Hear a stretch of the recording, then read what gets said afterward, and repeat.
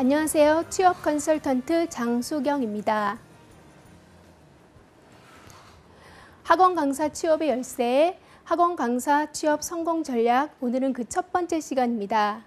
학원 강사라 하면 낯설다라고 생각하시는 분들이 있으십니다. 왜냐하면 업체가 굉장히 다양하고 그 다양한 업체 중에서 학원 취업이라는 사실 자체가 굉장히 생소하실 수도 있고 하지만 좀 친숙하신 분들도 있을 것입니다. 오늘 저와 함께 학원에 대해서 그리고 학원 강사 취업에 대해서 상세히 알아보시기 바랍니다. 그리고 이 시간을 통해서 앞으로의 진로 결정을 하시는데 매우 도움이 되시길 바랍니다. 네, 그럼 시작하겠습니다. 네, 첫 번째 보시면요. 자, 교육업종의 입지와 전망. 일단 학원에 대해서 취업을 하려면 학원에 대해서 어느 정도 방향성을 잡아야 됩니다. 두 번째는 학원 유형별 특성과 지향점을 점검하고요. 세 번째는 교육 전문가로서의 필수 인지사항에 대해서 꼼꼼하게 살펴보도록 하겠습니다. 그러면 이제 취업 전 교육 전문가가 되기라는 소제목으로 첫 번째 이제 학원의 설립 취지, 그다음에 취업 전망, 그리고 오늘은 그 범위를 좁혀서 오늘의 주제에 대해서 이제 들어가 보도록 하겠습니다. 일단 학원에 대해서는요, 지식, 기술, 예능 교습 또는 그 장소를 제공하는 것을 다 포함합니다. 그리고 학원의 취지는 크게 세 가지로 요약이 되는데요. 자, 첫 번째는 실력 보충. 그러니까 대입 이전이라는 말씀은 유아부터 초, 중, 고에 해당되는 학생들을 대상으로 하는 것입니다. 두 번째는요, 자, 자격 요건이라고 제가 강조를 했는데요. 자, 성인들도 마찬가지예요. 취업을 하셨더라도 승진이라든지 또 기타 자격증을 요하는 그런 직책으로의 이직이라든지 이럴 때 저희가 이제 학원에서 수강을 하는 경우가 있죠. 세 번째는 여가 활용 기회라는 건 이제 정서 함양 그리고 소질. 그러니까 제가 성인이지만 계속해서 교양을 쌓고 싶다. 그리고 전공과 상관없지만 일단 평생 교육으로서 공부를 하고 싶다. 이럴 때도 학원의 도움을 받게 되겠죠. 네, 다음입니다. 자, 그리고 그러면 내가 학원에 취업을 한다. 그럴 때는 전망에 대해서 한번 알아보면요. 일단 막연하게 생각하면 내가 학원을 어느 분야가 나한테 맞지? 라고 생각하실 수 있지만 첫 번째, 자, 학교 교육 이외의 조직적, 계획적, 그리고 모든 교육을 실시한다라고 제가 적었는데요. 여기에서는 일단 학교 교육만으로도 충실히 할 수 있죠. 하지만 그 이외에 그 보충적인 지식 함양이라든지 아니면 선행학습, 그리고 자격증을 고등학교 때 딸 수도 있는 거고요. 그렇기 때문에 자, 학교와 양대 지주로서 학원은 그 입지를 굳건히 한다고 볼 수 있습니다. 그리고 아까 말씀드린 것처럼 평생교육기관, 학원이라는 것은 성인이 되어서도 그리고 노후에도 계속 배움을 추구할 수 있기 때문에 학원에 취업한다는 것은 매우 큰 의미가 있다고 볼 수 있겠죠. 그리고 전망은 앞으로는 더 커질 것으로 그렇게 보고 있습니다. 네. 그러면 오늘은요.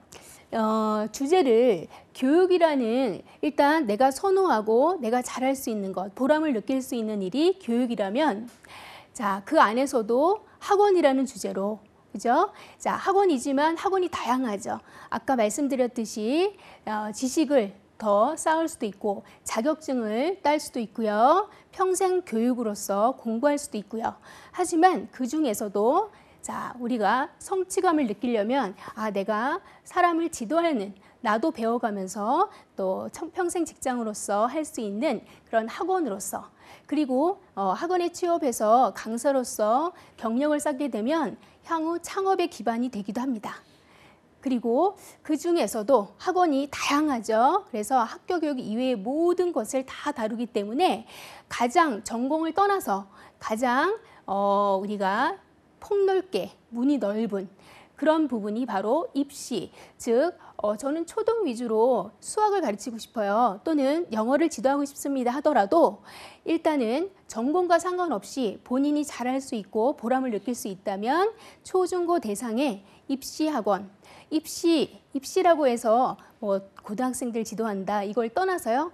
그 초중부터 모두 가야 되기 때문에 이런 부분을 대상으로 할 수 있겠습니다. 그래서 내가 좋아하고 사람을 가르치는 것을 평생 보람으로 삼고 싶다. 이럴 때는 학원의 취업을 좀 제가 권해드리고 싶습니다. 네.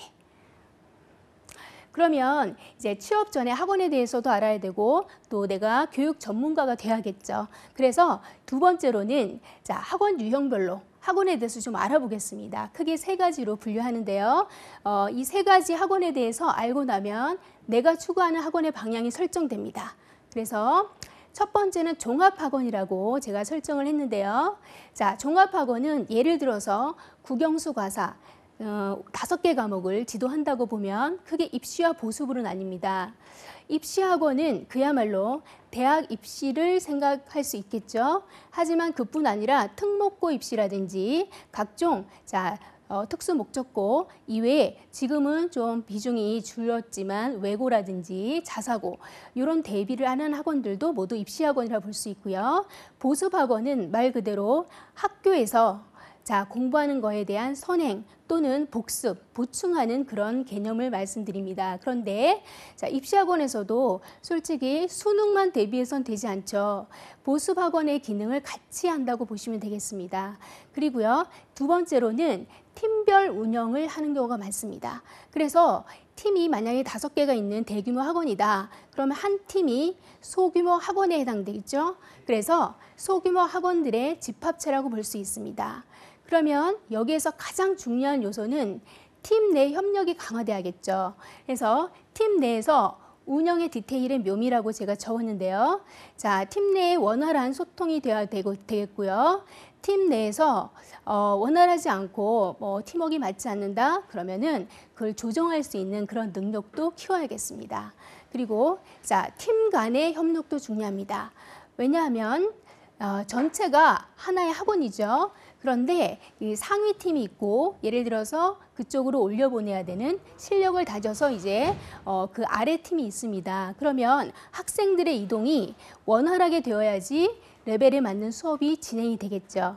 자, 그것이 되지 않고 우리 학원에서 우리 팀이 또 우리 팀만이 이런 생각을 가지고 있으면 좀 힘들겠죠. 그렇기 때문에 종합학원 같은 경우는 2개 이상의 최소 2개 이상의 과목을 교습을 하면서 팀별 운영이 굉장히 강점이고요. 그야말로 중요한 건 팀워크이겠죠. 그리고 팀 간의 협력입니다.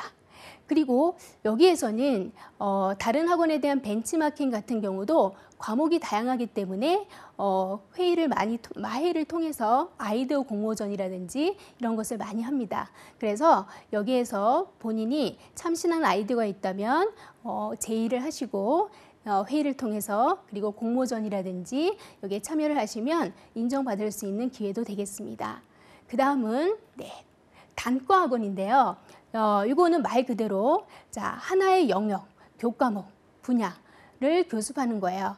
예를 들면 수학 전문학원이다. 또 논술 전문학원이다. 그리고 영어 전문, 즉 어학원을 뜻하는데요.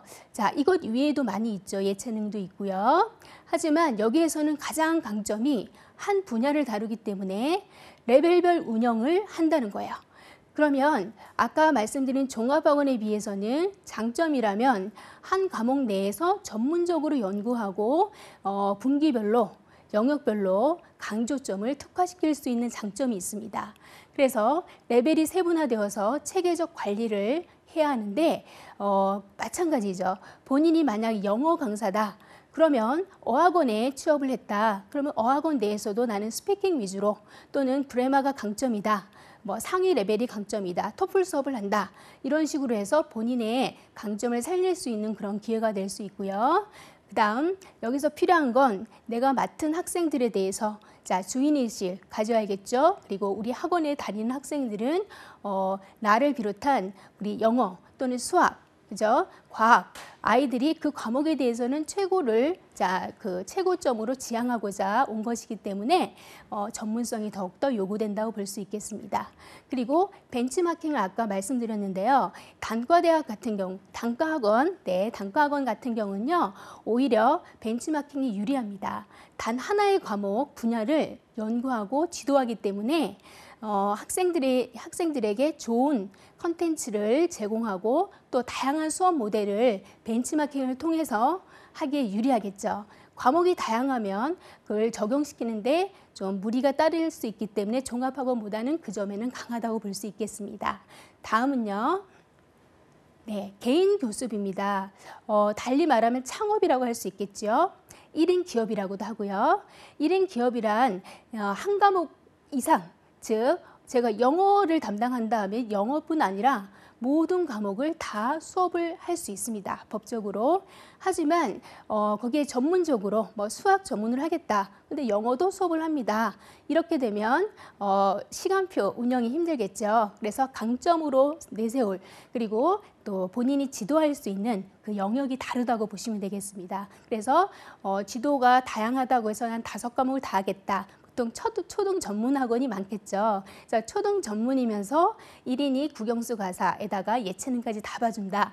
이럴 수도 있겠지만 본인이 그 대상이 중고등부라면 거기에 컨셉에 맞게끔 정하시면 되겠고요. 여기에서 중요한 건 혼자서 원장님도 되고 상담사도 되고, 그죠? 상담실장이라고 보시면, 그리고 강사도 되는 거죠. 그리고 총관리 매니저도 되는 거예요. 그래서 지도 상담 관리에 전반적인 그러한 역량을 갖추는 게 중요합니다. 그리고 핵심 지도 대상을 특화시키는 것이 좋다라고 제가 말씀을 드리고 싶은데요. 이 부분은 규모가 큰 학원, 종합학원이다 또는 어학원이다 하더라도 우리 학원에서 초중고에 그리고 유아까지 있고 거기에다가 레벨도 다양하다. 그렇다면 뭔가 전문성이 떨어질 수밖에 없습니다. 규모가 아무리 크고 레벨이 20개, 30개가 있다 하더라도 아이들을 적절한 배치로 할 수 없다면 의미가 없는 거겠죠. 그렇기 때문에 1인 기업은 더더욱 그렇죠. 모든 초중고에다가 거기 레벨도 다양하게 다 수업을 하면 시간표 운영상도 힘들고요. 또 상위권 아이들 같은 경우는 거기에 손해를 볼 수 있습니다. 왜냐하면 다수 그룹 지도인데 나한테만 맞춰서 수업해 줄 수 없죠. 그래서 그런 부분을 잘 고민하셔서 핵심 지도 대상을 특화시키는 것이 유리하고요. 세 번째, 그 다음 네 번째 같은 경우는 제가 가장 중요시 여기는 건 창업이란 것은 일에 대한 몰입과 고객들에 대한, 즉 사람들에 대한 사랑이 중요합니다. 달리 말하면 시간상 경력이, 예를 들어서 뭐 10년 학원 강사 경력이 있어서 창업을 해서 잘한다라고 말할 수는 없는 거죠. 유리할 수는 있겠죠. 경력이 있으니까. 하지만 제가 이제 세미나를 하다 보면요. 첫 번째는 이제 창업에 관한 전반적인 것을 다룹니다. 두 번째는요, 지도 커리큘럼에 관한 걸 하는데, 오신 분들을 보시면 잘 운영하시는 분들도 많이 오시고요, 창업 예정인 분도 오시고요, 대학생 분들도 오십니다. 그러면 경력이 중요한 건 아니에요. 경력은 본인이 내가 앞으로 지도하는데 도움이 되겠다, 이 정도로 활용하는 것이지 그 경력이 많다고 해서 운영도 잘한다라고 볼 수는 없겠죠. 그래서 일에 대한 고민, 또 학생들을 가르치는 것에 대한 연구, 이 부분이 같이 맞물려야지 가능하기 때문에 이 부분도 여러분들이 생각해 두시면 굉장히 도움이 되실 것입니다. 네. 다음은요. 교육 전문가 되기 위해서 필수적으로 알아야 되는 것에 지도, 상담, 관리 전략인데요. 특화된 지도라고 하면 제가 먼저 말씀드릴 게 있어요. 예를 들어 독학의 조건 3가지라고 적었는데요. 이걸 먼저 보시고 나면 학생들이 왜 학원을 다니는지, 어떤 메리트 때문에 학원을 선택하는지 이 부분을 이제 조금 더 인지하는 데 도움이 되실 것 같아서 제가 정리를 해봤어요. 독학의 조건 3가지라고 한다면 첫 번째는 기본기가 있어야죠. 혼자 공부를 하려면. 그래서 기본기가 있어야 되는데요. 이 기본기가 있다라는 것은 스스로 개념을 파악하고 학습법을 안다는 얘기입니다. 그죠? 자, 예를 들어서 피아노라면 악보를 잘 볼 수 있어야겠죠. 그리고 악상을 살릴 수 있어야 합니다. 뭐 어릴 때부터 쳐봐야 된다라는 조건은 없지만 혼자서 그 부분을 할 수 있다면 일단 가능하다고 볼 수 있겠고요. 자, 두 번째는 자, 혼자서 하다 보면 여러분들 어려움이 있을 수 있어요. 약간의 어려움이 있을 때마다 참고할 수 있는 도서, 그리고 사이트, 그리고 멘토가 있으면 좋겠습니다. 두 번째는 독학을 하면 첫째 기본기라고 말씀드렸고, 두 번째는요, 스스로 커리큘럼을 짤 수 있어야 됩니다. 스스로 커리큘럼이라 함은 자, 자기 레벨을 정확히 알아야 된다는 얘기죠. 자, 자신의 레벨을 알아야 된다. 두 번째는 자, 커리큘럼을 스스로 짤 수 있다. 레벨을 인지하고 본인이 뭘 잘하는지, 어떤 부분이 부족한지를 파악한다는 얘기예요. 자, 세 번째는 첫 번째, 두 번째 지금 말씀드린 기본기라든지 커리큘럼은 잘 짤 수 있는 친구들이 많아요. 영어다 하면 내가 내 레벨은 이 정도니까 내가 대형 서점 가서 나한테 필요한 게 뭔지를 아는 거예요. 그래서 그 부분에 대한 교재를 사서 스스로 학습할 수 있는 걸 뜻하겠죠. 피아노라면 어떻겠어요? 본인의 레벨을 아니까 내가 할 수 있는 악곡집을 스스로 구매해서 순서대로가 아닌 본인한테 맞는 그거를 악보를 보고 어느 정도 할 수 있다는, 소화할 수 있다는 거죠. 세 번째는 자, 이 부분이 좀 힘들어서 성인분들도 혼자서 무언가를 공부하고 싶다가 힘들 때가 있습니다. 그게 바로 자, 스스로 동기부여할 수 있어야 된다요. 자, 스스로 동기부여라는 건 꾸준히 뭔가를 계속 해야 된다는 점이죠. 그러면 앞서 본인이 공부하고 있던 그러한 내용에 대해서 자, 활용할 수 있어야 돼요. 적용하고, 그죠? 자, 적용도 잘하고 활용도 잘해요. 그렇지만 자, 또 중요한 게 있죠. 지속적으로 꾸준히 정말 이 부분이 힘들어서 우리가 스터디도 하고 학원도 다니고 이런 이유가 있을 거예요. 그러면 제가 전문가의, 그죠? 우리는 교육 전문가다 하면 교육 전문가의 자, 필수 요건 중에 지도 중에 제가 독학의 조건 세 가지를 왜 말씀을 먼저 드렸냐면요. 느끼신 분들도 계시겠지만 자, 상위권 학생들일수록 그러니까 예를 들어 고등학생이다. 그러면 상위권 학생들일수록 기본기는 갖춰져 있어요. 스스로 본인 레벨도 알아요. 그런데 스스로 동기부여가 힘들죠. 그래서 학원의 개념은 단순히 지식 전달, 입시라고 하더라도 지식 전달만으로는 안 된다는 거죠. 지식 전달에다가 동기부여까지 적절히 할 수 있어야 학원을 다니는 이유가 되겠죠.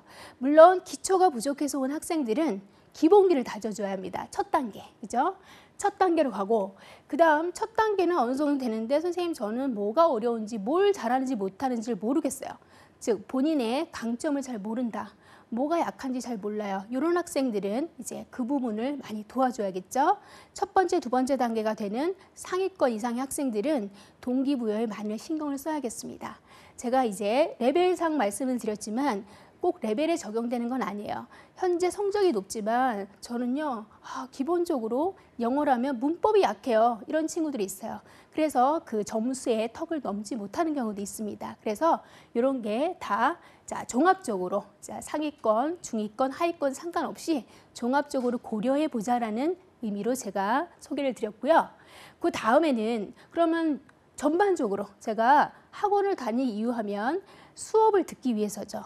선생님이 제가 부족한 걸 잘 수강생으로서 잘 캐치해주고 지도해주고 동기부여해줄 수 있는 그런 학원을 선택할 거예요. 그래서 바로 학원의 존재 이유라고 말씀드리고 싶어요.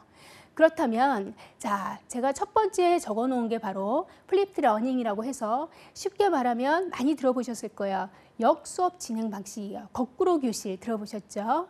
이거는 뭐냐면 원래 개념은 아이들이 선행학습을 온라인상으로 공부해 옵니다.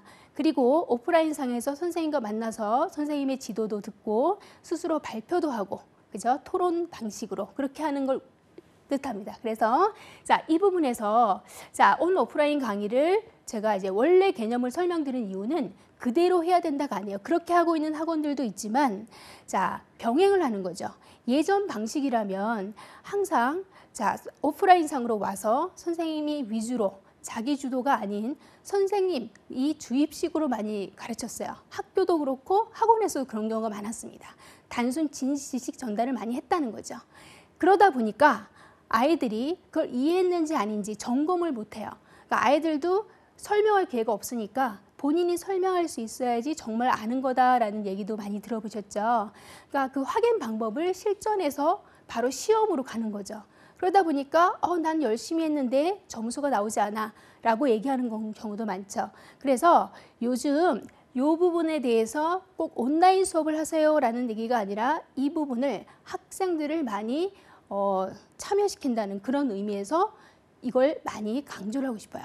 그래서 두 번째는 지도 대상과 레벨에 맞는 티칭, 코칭이 있는데 적절히 배합이 돼야 돼요. 예를 들어서 기본기가 약한 학생들 같은 경우는 선생님의 개입이 많아야겠죠. 아이가 처음부터 끝까지 다 배우러 왔어요. 기본기를 배우러 왔기 때문에 발표해봐, 선행학습을 미리 해와 이런 부분은 쉽지 않겠죠. 그런 부분에 대해서는 자, 선생님이 어느 정도 개입을 많이 하고 말을 좀 더 많이 할 수 있겠습니다. 그리고 자, 자기 주도력이 높은 학생들, 그런 학생들은 코칭을 많이 가야 돼요. 예를 들어서 학생들이 다 아는 부분을 선생님이 말로써 다 하고 있다. 그러기보다는 아이들한테 설명해봐라. 이런 식으로 해서 선생님의 말수가 줄어드는 거죠. 그래서 티칭과 코칭이 적절히 배합이 되는데 그것도 레벨에 따라서 또 지도 대상에 따라서 그래서 잘 질문할 수 있게끔 또 질문을 받을 수 있게끔 선생님의 대답에 선생님의 또 질문에 스스로 이제 상호 대화식으로 수업하는 것이 바람직하다고 볼 수 있겠습니다. 그리고 자, 효과적 복습 주기 요거는 에빙하우스의 그죠? 망각 곡선을 많이 들어보셨을 거예요. 자, 이걸 보면 최초로 공부하고 오늘 학습한 내용에 대해서 10분 후에 자, 본인이 복습을 했어요. 그러면 그 기억이 자, 하루 동안 지속이 돼요. 이건 IQ가 높고 낮고의 문제가 아니라 누구나 그렇다는 거죠. 그래서 원래는 이거를 어휘학습에 많이 적용을 시킵니다. 영어 단어 외우는 거라고 생각하시면 좀 더 이해가 쉬우실 거예요. 그리고 그러면 선생님 바로 복습을 안 하면 어떻게 돼요? 오늘 공부한 걸 그냥 2, 3일 동안 안 했어요. 그러면 기하급수적으로 내려갑니다. 그걸 했었나 이런 그런 용어를 못 들어봤다라는 얘기까지 나오죠. 그래서 10분 후에 복습하는 거 그리고 나서 그러면 90% 이상이 지속이 되는데 그 다음에는 언제 또 복습을 하면 효과적인가요? 딱 하루예요. 10분 후에 하고 그러면 만 하루 동안 지속이 되면 하루 후에 다시 복습을 하는 거예요. 그러면 일주일이 가요. 일주일 후에 90% 정도가 지속이 됐다고 보면 일주일 후에 다시 복습을 하게 되면 한 달이 갑니다. 그래서 이 부분을 선생님들이 아이들 수업을 진행하면서 복습 잘해와라, 숙제 잘해와라 이렇게 추상적으로 얘기할 게 아니라 이런 부분을 언급해 주면서 학생들 내신 기간 있죠. 중고등부 내신 기간 같은 경우는 보통 3, 4주 전에 암기 과목도 같이 언급을 해주죠. 주요 과목뿐 아니라 그래서 이런 부분을 적용시키면 기억이 단순히 열심히 하기보다는 좀 효과적으로 과학적으로 할 수가 있겠습니다. 네, 그리고 수업 시간에 활용할 수 있는 방법도 있어요. 자, 수업 시간이 만약에 70분이다. 그럼 70분 내내 선생님이 설명만 해요. 그러다가 설명하고 있는데 종이 딱 쳐요. 타종이 치면 그럼 다음 시간에 이어서 그리고 바로 수업하는 경우가 있습니다. 다음에 이런 부분은 좀 지양하셔야 돼요. 자, 지도하는 입장에서 교과목과 상관없이 예를 들어 70분 수업이면 나머지 10분, 60분을 수업을 진행을 하고 대화식으로 그리고 나머지 10분 활용을 이런 망각곡선에 입각해서 자, 복습 주기를 활용해서 공부하는 거죠. 예를 들면 자, 10분이 남았을 때 오늘 공부한 거에서 키워드 위주로 그러니까 상위 레벨이라면 가능합니다. 오늘 배운 개념에서 3개나 4개 또는 많으면 5개 정도를 아이들한테 설명해 보게끔 하는 거예요. 퀴즈도 좋고 뭐 지목하셔도 좋고요. 자, 또는 약간 아이들이 어려움이 있는 그런 레벨이다. 그럴 경우는 선생님이 키워드를 주지 마시고 설명을 하는 거죠. 그러니까 단답식으로라도 대답할 수 있게끔. 아무튼 복습을 그날 배운 걸 마지막 5분에서 10분 수업 시간에 따라 다르겠죠. 뭐 50분 수업이라면 한 5분에서 7분 정도 할애해서 이렇게 복습 주기를 활용한 방법으로 지도를 하시면 아이들이 바로 엄마 오늘 뭐 배웠어 라고 집에 와서 자랑할 수도 있어요. 그리고 그게 재밌어서 결국 쌓이고 나면 입시랑도 직결될 수 있는 부분이죠. 그 다음에 그래서 제가 정의하기로는 이제 좋은 지도란 무엇입니까? 이게 질문이 막연하죠. 하지만 교육 전문가라면 누가 이런 질문을 던졌을 때 자기만의 노하우 그리고 자기만의 교육 철학이 있어야 되겠죠. 그래서 저는 강조를 했어요. 피드백이 강조돼야 된다. 왜냐하면 나는 잘 가르쳤어 라고 생각하면서 아이들의 성적이 나오지 않을 경우가 있어요. 아이들의 만족도가 굉장히 떨어집니다. 그 이유는 자, 본인은 열심히 했다고 하지만 점검을 하지 않은 거예요. 아이들이 자, 눈높이에 맞게 내가 지도를 했는지 아이들의 반응을 살피지 않은 거죠. 그러다 보면 결과도 저조할 수 있고 본인의 만족감 또 이런 것도 나중에 몇 년 후가 되면 줄어들 수가 있겠어요. 그래서 최적의 커리큘럼과 교습인지 내가 잘하고 있는지를 피드백을 생활화해야 된다. 그리고 학생의 한계를 자, 함부로 정하지 않는다. 이게 참 중요하다고 봅니다. 그래서 여러분들도 생각하는 나름대로의 이게 정답은 아니지만 제가 권해드리고 싶은 그러한 또는 이제 첫 발을 내딛는 그런 선생님의 경우는 이런 부분을 생각하시면서 지도하시면 굉장히 도움이 되실 거예요. 자, 그 다음을 볼게요. 그 다음에는 학생의 역량을 강화시키는 역할을 해야 됩니다. 단순 지식 전달이 아니라 자, 그러려면 일단 우리가 능력 있는 사람이란 개념부터 한번 살펴볼게요. 첫 번째, 자, 개인의 능력은 첫째가 실력이 있어야겠죠. 이것도 물론 좀 추상적이긴 하죠. 하지만 이거는 개인이 갖춘 뭐 중학교 3학년 학생이다. 그러면 학교 교과 과정을 일단 볼 수 있겠고요. 독서 역량도 볼 수 있겠습니다. 본인이 갖춘 그러한 실력. 거기다가 정말 중요한 거는 소통입니다. 자, 본인이 잘 예를 들어서 나는 너무 공부도 잘하고 뭐 소통이 좋다라고 생각하지만 실제 이 소통 능력을 학원에서 키워주려면 자, 수업 시간부터 아까 말씀드린 것 있죠. 대화식으로 수업하는 거. 선생님이 혼자서 수업하지 않는 거. 선생님이 말을 많이 하고 열심히 하는 수업이 다가 아니라는 거죠. 아이들한테 설명할 기회, 즉 발표를 통해서 토론식으로 하면 가장 좋겠죠. 그래서 실력과 그 다음에 소통 능력이 합해져서 개인의 어떤 능력, 즉 역량이 자, 펼쳐지는 거예요.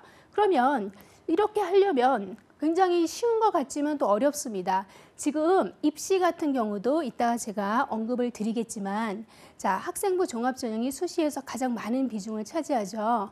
그러면 정시가 많이 줄었고 수시가 굉장히 높아졌다. 그렇다고 해서 한쪽으로만 우리가 볼 수는 없습니다. 그러면 예전 같으면 실력을 키우기 위해서 학원에서도 많이 노력을 했어요. 지식 전달 위주. 하지만 지금은 소통도 강조해서 자, 정성적 평가를 하잖아요. 단순한 정량적 평가가 아닌 그러다 보니 이런 능력을 아이들한테 갖출 수 있도록 우리가 노력을 해야겠죠. 그래야지 아이들이 학원을 다니는 의미가 있는 거죠. 실력도 키우고 또 소통 능력도 키워서 결국은 입시로까지 연결될 수 있도록요. 자, 그 다음에 제가 그 제목에 넛지 이펙트를 썼는데요. 이 넛지 이펙트란 것은 자, 여러분들이 많이 들어보셨을 거예요. 넛지란 뜻 자체가 팔꿈치로 툭툭 치다예요. 그러면 이거를 아이들한테 강압적으로 어떻게 해라 라고 한다고 해서 되는 부분이 아니라는 거죠. 자, 아이들이 할 수 있게끔 동기부여를 해줘라. 이런 의미가 강하거든요. 그러다 보면 아이 스스로가 경험해보고 잔소리를 듣지 않고 가정에서도 마찬가지예요. 학원에서도 마찬가지고 학교에서도 마찬가지요. 모든 교육을 교육 업체에서 우리처럼 이제 지도를 하는 선생님뿐 아니라 모든 성인들이 영향력을 끼칠 수 있는 어른이기 때문에 자, 아이들한테 이 넛지 이펙트를 자, 마음으로, 그러니까 말로써가 아니라 마음으로 다가가서 감성이죠. 그리고 아이들이 정답이 여러 가지예요. 자, 아이들한테 주입식으로 이거의 답은 이거다. 예전식으로 해서는 안 된다는 거예요. 그래서 질문에 대해서 대답을 하면 그 방법이 굉장히 창의적일 수가 있습니다. 그리고 선생님도 배우는 점이 있어요. 아이들을 보면서 아, 이런 부분이 있구나. 그래서 창의성과 감성을 살려서 교육하는 것. 이게 제가 볼 때는 개인의 능력을 진정하게 쌓을 수 있는 부분이라고 볼 수 있겠습니다. 그래서 실력뿐 아니라 소통하는 능력까지 합해져야 되는데 여기서 또 드릴 말씀은요. 그러면 저는 개인의 능력 쪽이 강합니다 하는 분들도 있을 거고 아이들한테만 해당되는 얘기가 아니에요. 어른들도 우리 선생님들도 생각을 해보시면 나는 소통 능력이 즉 대인관계 쪽이 조금 더 강해 하시는 분들이 있을 거예요. 자, 나는 실력 부분, 나는 소통 부분 뭐가 바람직하다가 아니에요. 5대 5인 사람들도 있고요. 7대 3인 사람들도 있어요. 그 아이들도 지도하다 보면 아, 얘는 소통 능력이 굉장히 뛰어나다. 자기가 모르는 거에 대해서 친구들한테 답을 알아내고 또 검색할 수 있고 그런 능력이 뛰어난 학생이 있어요. 그래서 바로 아이들을 소집해서 토론까지 이어지고 발표까지 하는 친구들이 있어요. 그렇다면 앞으로의 방향성에 대해서 아이가 그 미래 로드맵을 우리가 같이 그려줘야 되잖아요. 그러면 능력적으로 하는 아이들 또 본인의 소통 능력이 강한 친구들, 그런 친구들은 그 업종에 맞는 쪽으로 저희가 안내해 줄 수 있겠죠. 그렇기 때문에 실력과 소통을 모두 갖추되 한쪽으로 또 이제 더 키울 수 있으면 더 좋겠습니다. 그래서 그 방향을 제시해 줄 수 있는 역할을 바로 우리 학원에서 해야 된다라는 말씀을 드리고 싶어요. 자, 다음은 상담. 아까 너치 이펙트를 제가 언급을 드렸는데요. 그런 부분을 상담에 적용을 시키는 거죠. 그래서 이론 따로, 그 다음에 우리가 실제로는 그렇지 못해. 그러면 적용하지 못한다는 얘기죠. 이론 따로, 적용 따로, 이게 아니라 바로 할 수 있는 건, 아이들이 학원을 다니는 이유 중에는 아까 말씀드린 교육 전문가의 지도 전략이 있었죠. 정말 잘 지도해서 아이들이 잘 배울 수 있는 그런 부분과 요번에 이제 상담 같은 경우는요, 학원의 운영의 본질이라고 그렇게 제가 정의를 하고 싶어요. 현 입시의 흐름과 교육 과정을 파악한다. 아까부터 말씀드린 그런 내용이 있는데요. 입시가 계속 바뀌고 있죠. 지금 수시에서 또 학생부 종합전형, 입학사정관제죠. 이 부분이 높아지고 있는 건 굉장히 좋은 현상이에요, 사실은. 그렇지만 선진국에서는 수십 년 전부터 했던 방식이지만 우리나라에서는 이런 부분을 교육 과정과 연계시키는 과정이라고 봅니다. 그래서 학교도 마찬가지, 특히 학원도 이에 발맞춰서 서로가 상호 보완적인 관계라고 볼 수 있어요. 그 다음 학생의 로드맵을, 즉 미래를 같이 그리는 교육. 그래서 소통 능력을 강화시켜줘야 되는 이유가 바로 그것이죠.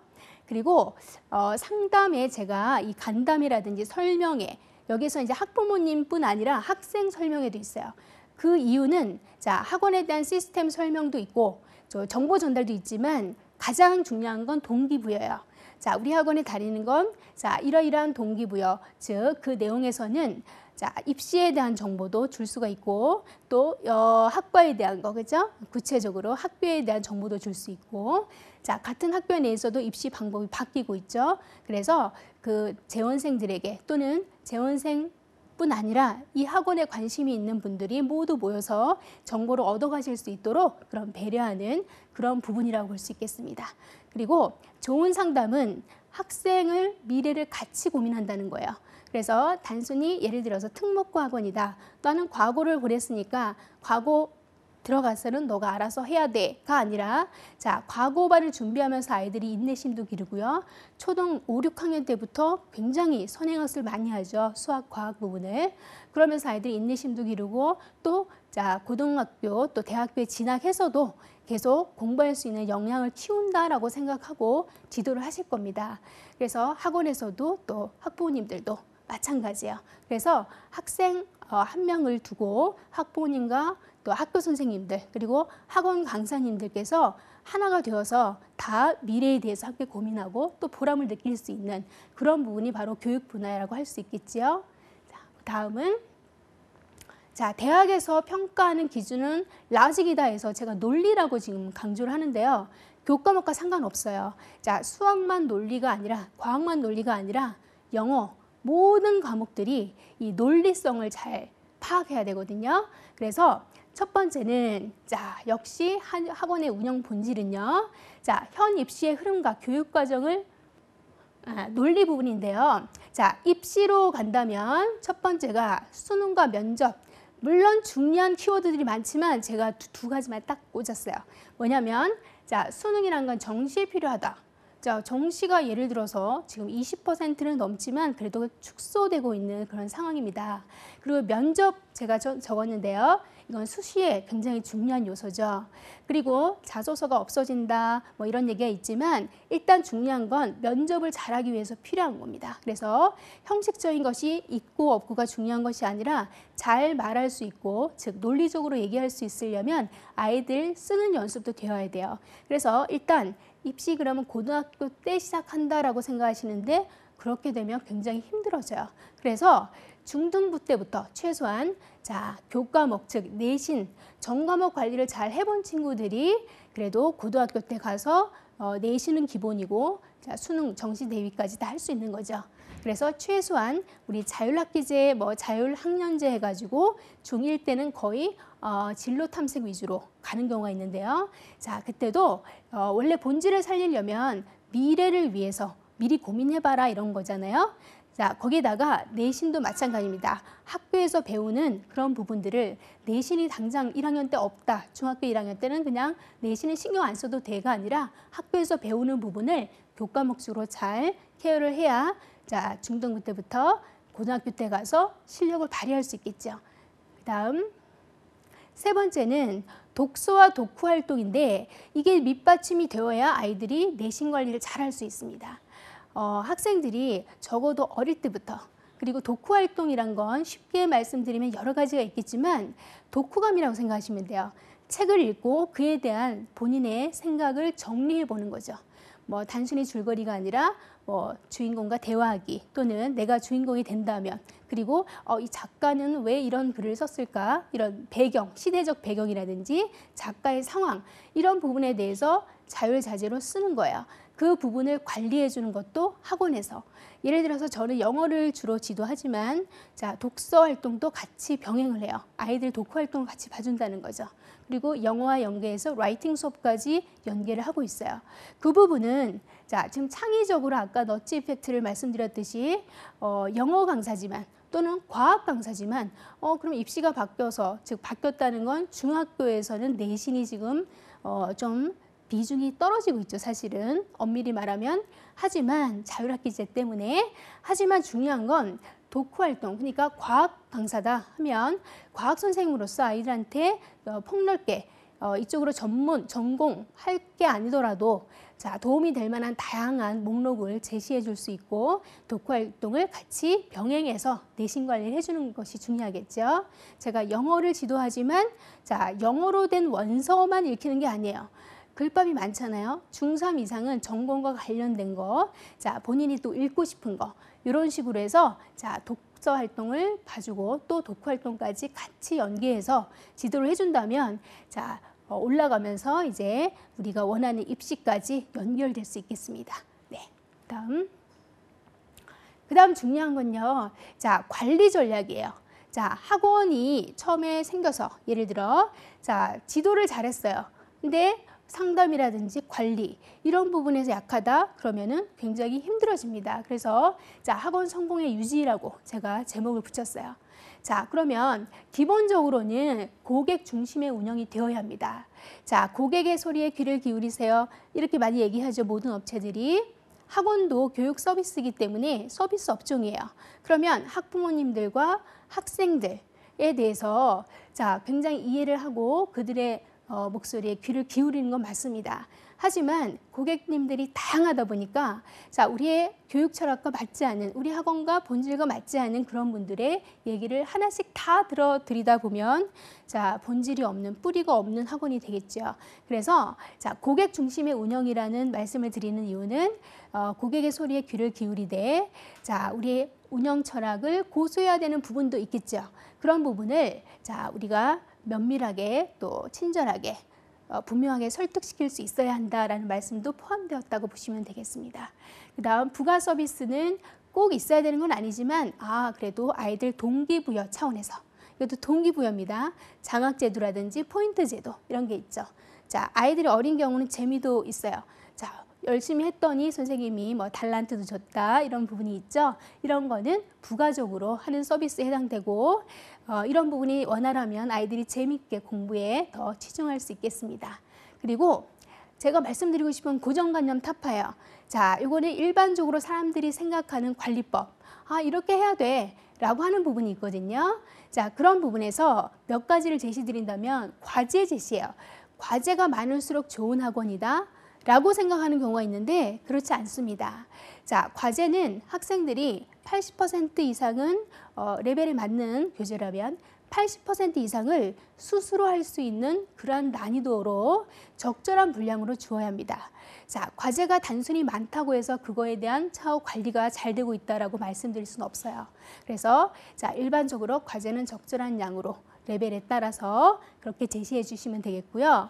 자습 실시, 어떤 학원은 자습을 오래 하니까 거기 보내야 돼. 단편적으로 이렇게 생각하시는 부모님들은 거의 없을 거예요. 효율성 있는 자습이 되어야죠. 자습 같은 경우는 일단 학원 운영에서 학생들 수업 시간표 아예 넣는 경우도 있고요. 아니면 단순히 지각했기 때문에 과제를 안 해와서 남기는 경우가 있어요. 자, 그런 부분은 솔직히 아이들이 벌칙으로 자습이다, 벌칙 자습이다 이렇게 얘기하는 경우가 있거든요. 또 테스트에서 통과 못했을 때, 일일 테스트. 그러다 보니까 아이들이 그게 습관으로 굳어지는 경우가 있어요. 이건 좋지 않죠. 만약에 벌칙으로 남겼다, 자습을 더 한다면 아이들이 그거에 대해서 반성하고 다음에는 그러지 않아야겠다라고 생각할 수 있도록 만드는 게 중요하겠죠. 자, 그래서 과제와 자습을 말씀드렸고요. 세 번째는 보충에 관한 거예요. 보충은 의미 있게, 그리고 보람 있게 해야 돼요. 예를 들어서 자습과 비슷한데요. 지각했기 때문에 또 숙제를 안 해왔기 때문에 보충이다. 이런 부분은 좀 많은 학원들에서 그렇게 실시하는 경우가 있는데요. 이런 부분은 좀 지양해야 돼요. 자, 제 시간에 와서 성실하게 하는 학생들을 필요하다면 더 남겨서 또는 주말에 불러서 보충하는 것이 바람직하죠. 성실한 재원생들이 열심히 할 때 다른 학생들도 여기는 내가 열심히 한 만큼 선생님이 조금 더 봐줄 수 있어 라는 느낌이 들 수 있게, 그리고 보람도 크죠. 그리고 또 불성실한 학생들이 있죠. 그런 학생들도 좀 동기부여가 될 수 있을 거예요. 그 다음 핸드아웃 불출. 요거는 자, 보통 핸드아웃을 많이 주면 좋다라고 우리가 생각하는 경우가 있는데요. 자, 이 핸드아웃은 자, 교재 필기로, 핵심 필기로 좀 부족한 경우가 있어요. 그 교재의 보완 부분 있죠. 그런 부분을 선생님들께서 무차별적으로 막 수십 장을 아이들한테 주는 경우가 있어요. 그런 경우는 지양해야 되고요. 자, 정말 학생들한테 도움이 되는 자료를 자, 의미 있게 최소한 정성스럽게 요약을 해서 줘야 되고, 또 주었으면 학생들이 지참하면서 잘 공부하고 있는지를 확인해야겠습니다. 네, 그다음 출결 관리. 이 부분은 이제 기본적으로 학원들에서 다 하고 있는 부분이기 때문에 과제, 자습, 보충 이 부분과 맞물린다고 볼 수 있어요. 자, 출결해서 지각했다고 주말에 부른다 이런 것보다는 주말에 너가 벌칙으로 부르지만 다음엔 그러지 않아야 된다라는 걸 느낄 수 있도록 그렇게 해주시면 되겠고요. 그러면 좋은 관리는 해서 제가 가장 강조하는 건, 예를 들어서 성적이 많이 향상됐어요. 그러면 향상됐으니까 그 다음에는 어떻게 할까 이거보다도 그 다음 단계, 그래서 학부모님들의 반응이나 학생들 반응에 신경 쓰기보다는 한 단계 도약할 동기라고 말씀드리고 싶습니다. 자, 예를 들어 한 과목에서 아이들이 성과를 냈다고 말씀드렸죠. 그래서 그 과목에 동기가 자, 생기고 또 전공까지 하고 싶다. 자, 이런 식으로 자, 선생님이 같이 대화 속에서 동기부여를 같이 자, 힘을 써주시고 아이들이 그 힘을 실어주시면 아이들이 거기에 맞춰서 좀 더 학업에 자, 열중할 수 있겠습니다. 다음은요. 자, 이거는 2회차에서 제가 그 취업 준비를 하면서 자, 제가 또 한번 다룰 텐데 그 부분에 대해서는 제가 지금 7개 강의 관련 면접 주요 질문을 넣어놨죠. 이 중에서 3번 있죠. 3번 같은 경우는 2회차에 제가 상세히 같이 예시로 자, 읽기 연습을 하면서 자, 3분 스피치, 자, 1분 스피치 이런 식으로 시간에 맞게끔 하는 연습을 하겠고요. 지금은 나머지에 대해서 즉 3번을 제외한 1번부터 7번까지를 제가 간략히 자, 소개를 드릴게요. 예를 들어서 학원에 취업을 했다 하면 자, 제일 중요한 게 취업 후에도 연구를 계속 해야 하지만 일단 취업을 본인이 원하는 업체에 교육업체에 해야 되잖아요. 자, 그러다 보면 일단 강의 관련 가장 중요합니다. 그 다음에 융화 관련을 이따 다루겠습니다. 자, 강의 관련 질문에서는 자, 1번 한 레벨반 내에서 개별 맞춤식 지도 방안은? 이라고 면접관이 묻습니다. 그러면 여기에 대해서 한 레벨이라면 뭐 10명 내지 20명, 자, 다수겠죠. 한 명이 아닌 수업에서 개별 맞춤식 지도가 가능한가요? 보통 의아해합니다. 하지만 제가 말씀드린 몇 가지 방법을 잘 적용해 보시면 좋아요. 자, 예를 들어 영어라면요. 자, 아이들이 20명인 그 클래스예요. 자, 아이들이 들어왔어요. 그러면 대개 학원에서 지금 같은 단어장으로 같은 분량으로 시험을 보고 있습니다. 물론 레벨이 같다고 해서 아이들이 단어 역량이 같진 않아요. 자, 거기에서 자, 아이들에 맞게끔 자, 이건 지도로 하는 교재가 아니기 때문에 아이들이 단편적으로 와서 3분에서 5분에 걸쳐 시험을 보는 거죠. 그렇기 때문에 테스트지를 달리하는 겁니다. 그러다 보면 아이들이 자, 테스트를 보고 나서 어떤 아이들은 뭐 10분 외워서 다 맞았어요. 어떤 아이들은 2시간 외웠는데도 다 못 맞추고 반밖에 못 맞았어요. 그럼 성취감이 낮겠죠. 그렇기 때문에 개별 테스트지, 데일리 테스트, 과목마다 데일리 테스트가 있는 학원들이 있죠. 이런 부분을 활용하시면 굉장히 도움이 되고요. 또 다수 수업이지만 즉 20명 정도 수업을 하지만 자, 개별 맞춤식으로 자, 과제를 개별화하는 거예요. 자, 수업 지도하는 개별 그 교재는 있을 수 없죠.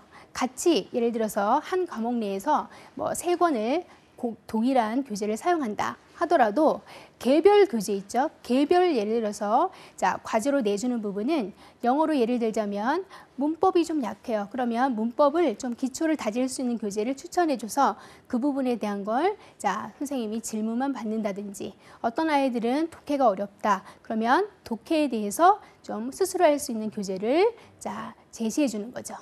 그러면 같이 수업하는 교재도 있지만 개별 교재가 아이들이 하나씩 있다 하면 아이들의 만족감은 더 높아질 거예요. 자, 두 번째 질문입니다. 자, 강의 시 학생 참여를 적극 유도하는 방법은 했어요. 자, 그러면 선생님이 혼자서 말하는 수업은 좋은 수업이 아니라고 했죠. 그러면 첫 번째는 대화식으로 풀어가는 거예요. 자, 소통이죠. 대화도. 자, 그러면 이 대화를 일반적인 만남에서의 대화, 또 회의에서의 대화, 그것뿐 아니라 수업도 대화이기 때문에 아이들한테 질문을 많이 던지고 자, 아이들이 대답을 못해요.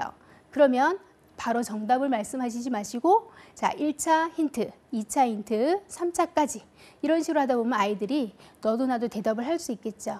한 명을 지목해서 대답해봐라 보다는 자, 전체를 대상으로 퀴즈식으로 이렇게 하면 아이들이 참여를 더욱 많이 하게 되겠죠. 또 자, 학교에서 주로 많이 하고 있는 방법이긴 한데 조별 모둠 숙제 있죠. 그런 부분도 학원에서도 마찬가지요. 자, 프레젠테이션 수업. 자, 준비하게끔 미리 일주일 전에 얘기를 주는 거예요, 아이들한테. 그러면 아이들이 준비를 해올 거예요. 꼭 조별이 아니더라도 한 명 한 명씩 자, 이 맞춤식으로 아까 말씀드린 거꾸로 교실 있죠. 이런 부분을 학원에서도 적용시킨다면 아이들이 토론하고 발표하고 선생님은 거기에 대해서 피드백을 주시고 이런 식으로 하다 보면 참여율을 높일 수 있겠습니다. 그 다음 3번은 아까 말씀드린 2회차에서 제가 상세히 다뤄드릴 거고요. 4번을 보겠습니다. 학생들이 학원을 다니는 가장 중요한 이유는? 이라고 면접관이 물어요. 그러면 학생들이 학원을 다니는 이유는? 일단 아까 제가 말씀드린 독학의 3요소를 떠올려 보세요. 1단계가 기본기가 있어야 된다죠. 근데 기본기가 약한 학생들은 선생님 전 기본기를 다지러 왔어요. 제가 예를 들어 피아노를 배우고 싶다. 그러면 성인이지만 배울 수 있는 기회가 많죠. 일반 학원도 있고 대학교에서 평생교육원도 있고요. 또 어느 정도 실력을 갖춘 후에는 자, 대학교 또는 대학원으로 들어갈 수 있겠죠. 자, 그래서 공부를 더 이어갈 수 있겠습니다. 그러면 기본기가 약한 학생들은 기본기를 다져줘야겠어요. 그래서 학원 다니는 이유가 기본기를 다지기 위해서. 자, 그리고 어느 정도 기본기는 있지만 저는 뭐를 잘하는지 어떤 부분이 약한지 이걸 좀 점검하고 계속 매진하고 싶어요. 그런 학생들은 자, 스스로 커리큘럼을 짤 수가 없죠. 그래서 학원에서 그 역할을 잘 해줘야 돼요. 자, 그리고 학원을 다니는 이유는 했을 때 세 번째는 동기부여. 혼자서는 안 되기 때문에. 그러니까 성인분들이 보통 영어를 혼자서 하다가 재미도 없고, 그죠? 꾸준히 하기가 쉽지 않아요. 그러다 보니까 자, 회화학원을 비롯해서 뭐 토익학원, 탭스 학원을 다닙니다. 다니다 보면 꾸준히 할 수 있는 그런 힘이 좀 생길 수 있겠죠. 그래서 학원을 다니는 이유를 저라면 그렇게 대답을 하겠어요. 면접관님이 물어봤다. 그러면 일단 기본기를 다지기 위해서, 그리고 스스로 강점과 취약점 이런 부분을 좀 보완하기 위해서요. 아니면 동기부여를 받고 싶어서요. 꾸준히 하고 싶어서요. 이런 얘기를 학생들이 할 것 같아요. 그러면 자, 그렇게 대답을 일목요연하게 대답을 해주시면 면접관님께서 여기 취업하려 오신 선생님에 대한 어떠한 교육 철학을 맛볼 수가 있겠죠. 자, 그다음 5번째입니다. 자, 내신에서 원하는 점수를 받지 못한 학생에 대한 관리는 했어요. 자, 내신 대비를 중고등부는 많이 해요. 하다 보면 다 만족스럽게 나오진 못하거든요. 아이들이 목표한 점수는 90점인데 그에 훨씬 못 미치는 경우도 있어요. 과목에 따라 그에 대해서 선생님께서 어떻게 할 것이냐라고 질문을 해요. 그러면 물론 상담부에서 해야 되는 일은 아니에요. 자, 교수부에서 해야죠. 내가 가르쳤는데 그 과목에 대해서 성적이 많이 저조하게 나왔다. 그러면 그 아이에 대해서 저 같으면 이렇게 하겠어요. 아이를 따로 불러서 상담을 하죠. 너가 이번에 데뷔하면서 중요했던 거, 그리고 너가 목표했던 거에서 어떤 부분이 자 부족했을지, 아니면 이건 참 잘했는데 좀 아쉬워요 하는 부분을 한 2-3가지 정도 적어보게 하는 거예요.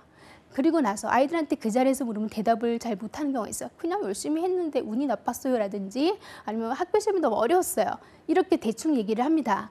그래서 적어오라고 얘기를 미리 주시고, 선생님도 어떤 부분을 도와주면 좋을까라고 물어보시면 돼요. 그러면 아이들이 생각을 해보고 또 적어오고, 이렇게 소통한 다음에 그걸 가지고 학부모님께도 한번 전화를 드려야죠.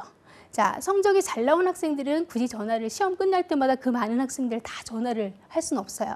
그렇지만 성적이 그 과목별로 많이 저조하게 나온 학생들에 대해서는 전화나 문자 아니면 모셔서 상담을 드리면 더 신뢰감이 있겠죠. 그래서 그 아이에 대해서 많이 그 성적 때문에 많이 낙담을 한다거나 이런 부분이 아니라 과정이란 것을 말씀 주시면 되겠습니다. 그 다음 5번이죠. 6번입니다. 자, 주 2회 90분 강의 수강생의 적절한 과제 분량은? 이라고 이제 구체적으로 면접관이 물어봐요. 그러면 머릿속으로 그립니다. 자, 주 2회 90분, 즉 2번을 와서 90분씩 수업을 듣는데 지금 레벨 언급이 없죠. 그렇다면 대답을 할 때 그 학생 레벨에 따라 다르겠지만, 자, 예를 들어서 상위 레벨이다. 그리고 수학이다. 영어다, 아니면 과학이다, 이런 식으로 이제 미리 얘기를 해주시고, 자, 아이들이 와서 90분 수업을 들을 때 제가 생각하는 적절한 분량은 90분 정도를 공부해 오는 거예요.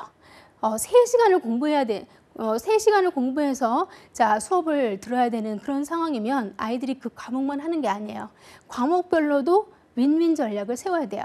자, 제가 영어를 지도한다고 해서 너 90분 2번이 수업이니까 매일매일 너 90분씩 해야 될, 2-3시간을 공부해야 될 양을 해와야 선생님 수업을 들을 수 있어 라고 한다면 이거는 비효율적이고 말도 안 되는, 논리 맞지 않은 얘기예요. 그래서 제가 생각하는 건 그렇습니다. 학생들이 화목을 온다. 그러면 화목 와서 90분씩 들어요. 그러면 오기 전에 공부를 해오는 경우도 있지만 월수에 숙제를 하는 경우도 있겠죠. 주말에 하는 경우도 있고, 아이들이 스스로 그 계획을 짜서 90분 수업이라면 최소한 90분 이상은 공부를 해오는 거. 그렇다고 2배로 3시간 이렇게 4시간, 이거는 좀 과하다는 거죠. 그런 식으로 얘기를 주시면 되겠고요. 이게 정답은 아니에요. 하나의 예시일 뿐입니다. 네, 그다음 7번이에요. 방학 특강의 내용과 교재에 대한 의견은 어떻습니까? 라고 묻는다면 이것도 질문이 솔직히 구체적이지 않아요. 하지만 여기에 대해서 저 같은 경우는 방학은 자, 여름방학, 겨울방학 단계적으로 10회, 8회 이렇게 끝나기 때문에 마무리되는 것이 참 좋을 것 같습니다. 라고 말씀드리고, 그러면 교재에 대한 의견은 교재를 예를 들어서 10회분이 아니라 10회로 짰는데 20번 이상을 수업해야 되는 교재를 했어요. 그러다 보니까 앞에는 나가다가 뒤에 반 이상은 그냥 과제 이러고 어설프게 끝나는 거죠. 그렇게 되면 만족도가 떨어질 수밖에 없어요. 그래서 적절한 교재가 없다면 편집을 해서 선생님들이 방학 특강 교재를 만드시면 좋을 것 같습니다. 라고 저는 말씀드릴 것 같아요. 자, 이래서 이제 면접관님들께서 강의 관련 질문을 합니다. 그래서 강의 관련 질문 중에 1-2가지 정도, 그 다음에 다음번 볼게요. 융화 관련, 제가 융화라는 말씀을 드렸는데 이거는 예를 들어 종합학원에서는 팀별 운영이기 때문에 팀 간 굉장히 중요합니다. 조화가 중요하다는 거죠. 그리고 팀 간도 중요하지만 팀원 내에서 자, 팀 내에서도 굉장히 중요해요. 그래서 자, 1번 몇 가지만 살펴볼게요. 1번 팀원으로서 팀 내 의견 충돌 시 대처 방안은 가장 흔한 질문이에요. 요거는 아이들이 이제 대학교 면접에도 마찬가지고, 자, 모든 업체에서도 학원뿐 아니라 이런 얘기를 많이 합니다. 팀 내에서 의견 충돌할 때 어떻게 할 겁니까? 네, 지금 팀장이 아니라 팀원이죠. 내가 팀원인데 의견을 팀 회의에서 내 의견이 채택이 안 되고 나는 이건데, 이게 서운해할 게 아니라 구체적인 방안을 얘기해 드릴 것 같아요. 저 같으면 제가 생각한 제시한 방법대로 하면 이러이러한 점이 좋습니다. 하지만 채택이 되지 않았다면 그 부분에 대해서 자, 그러면 요번에 만약에 다른 방법대로 해보고 효율적이지 않으면 이 방법으로 한번 해봤으면 좋겠습니다라고 당당하게 말씀을 드리면 되고요.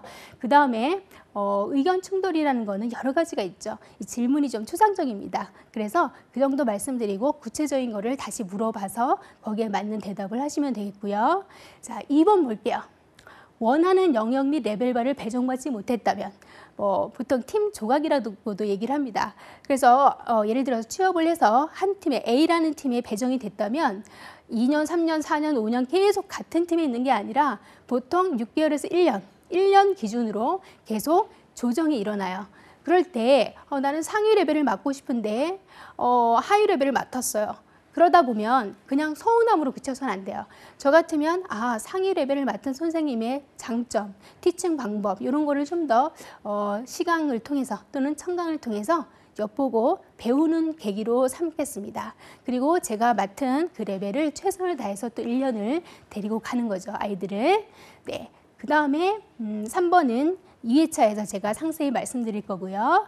자, 4, 5, 6, 7번 중에서 지금은 교육업종을 택한 가장 중요한 이유는 6번을 잠깐 볼게요. 자, 이거는 마찬가지예요. 저는 예를 들어서 제 얘기로 말씀드릴게요. 중학교 때부터 교사가 되고 싶은 직업은 계속 확고하게 자리 잡았습니다. 그래서 학생들을 가르치는 일이 가장 저한테는 보람 있고 또 제가 행복한 그런 의미가 있었어요. 그래서 대학교 입학 후에도 계속 영어, 수학, 과외를 하면서 상담이라든지 또는 그러한 학생들 성적 향상이라든지 이런 거를 맛보면서 4학년 때는 나는 학원으로 취업을 해야겠다라고 하면서 학원에 대해서 좀 알아보고 내가 취업하고 싶은 그런 학원으로 도전을 하게 되었습니다. 그래서 교육업종을 택한 가장 중요한 이유는 학생들의 미래를 같이 고민하면서 지도하는 그런 것이 가장 큰 보람이기 때문입니다. 이런 정도로 말씀을 드리면 되겠습니다. 네. 그리고요, 주요 질문에 관해서 제가 융화 그리고 앞서 강의에 관해서 했는데요. 자, 마지막 부분은 제가 문구를 하나 만들어 봤어요. 여러분들도 같이 한번 읽어보시면 좋겠어요. 교육은 나와 학생들이 재미를 느끼며 밝은 미래를 꿈꾸는 매우 값진 일입니다. 네, 취업의 방향을 선택하시는데 도움이 되셨으면 좋겠습니다. 고맙습니다.